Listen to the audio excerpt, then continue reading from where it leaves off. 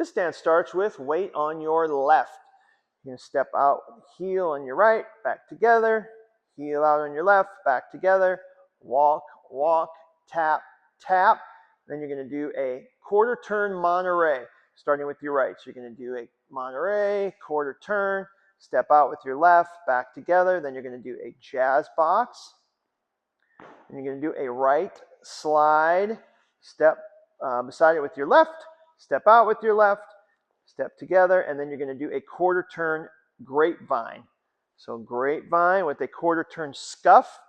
Then you're going to step for the 1, clap on the 2, pivot, clap, step, clap, quarter turn, clap.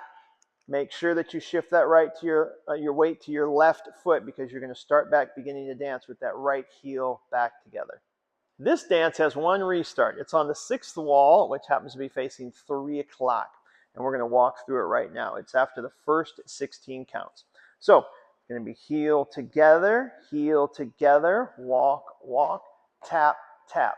Monterey, out together, jazz box, restart. Heel together, heel together. 1, 2, 3, 4, 5, 6, 7, 8. 1, 2, 3, 4, 5, 6, 7, 8.